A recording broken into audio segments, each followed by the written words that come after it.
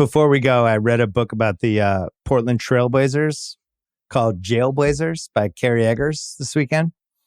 And it just You've been sending me excerpts, by the way. You were so excited about this book. Well, I really want you to read it because I know you'll become obsessed with it for the next 3 days. I just forgotten 90% of it, including Zach Randolph sucker punching Ruben Patterson. The Kobe stopper. And then Ruben being mad about it and just talking in interview situations about like, look, we're on the same team and I'm on probation, so I can't really get revenge or anything, but I'm not happy about what happened. And this would be like months later. But there was 400 things. But the Ruben Patterson thing, you mentioned how trade market stuff, he wanted to get traded. He had this 6-year, $33 million contract. And he's like, you got to trade me. There's not enough minutes. And then I guess Mo Cheek snapped in a practice and was like, look, we tried to trade you. Nobody wants you. And Ruben Patterson was like, damn, coach. like his feelings were hurt. But it's like 50 anecdotes like that. You'll love it. But the Blazers were the team that was the all-time we don't care about chemistry team. Just they had too many guys all over the place. And it was a fun reread. I'm going to read some old basketball books this summer to try to refresh my memory of the 90s and 2000s.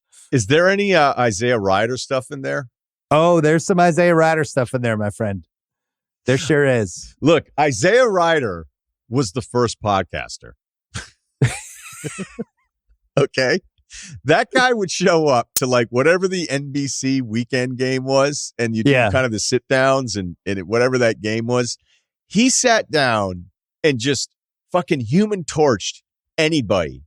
And it was like unlike anything you saw, like an active player in the moment doing the sit down. And I'm exaggerating how many times he did it, but he had some clips, if you go back and watch it, where they'd be like, hey, he'd be like, that guy sucks. He's trash. Like, that guy's so much worse than me.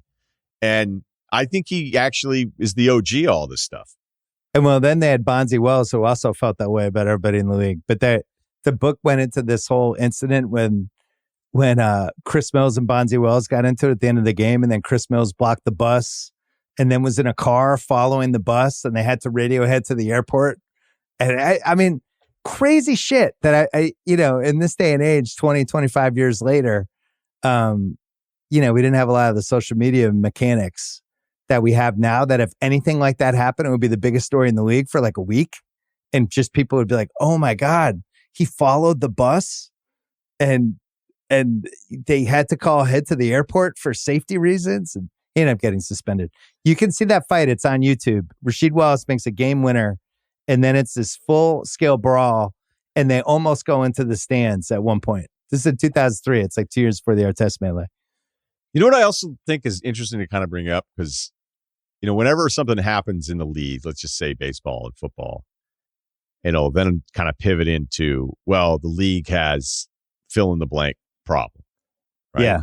But then when you look at the national averages of some of the stuff that happens, the real data would tell you the leagues are below the national average for some of these things that are going to happen. And look, some of these things are going to happen.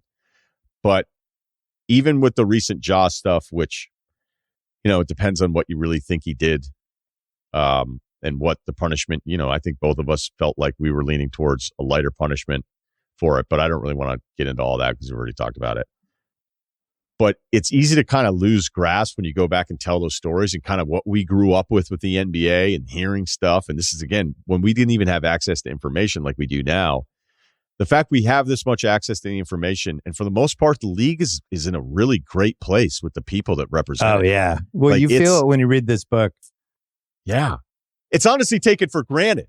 Like, okay, look, there's going to be a guy who's going to get arrested for something coming up. You know what I mean? Like, it's going to happen. But yeah.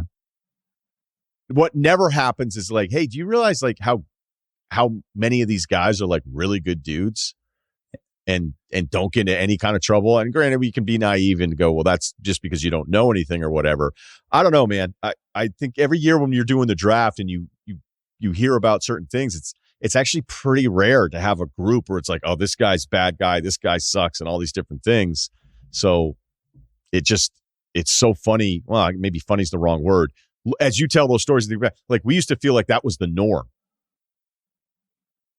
Dysfunction was the norm for a long time with the league. So that's why when it really does, you're right, it stands out now and it's like, oh my God, really? That happened? Anyway, read the book and we could talk about it next week. So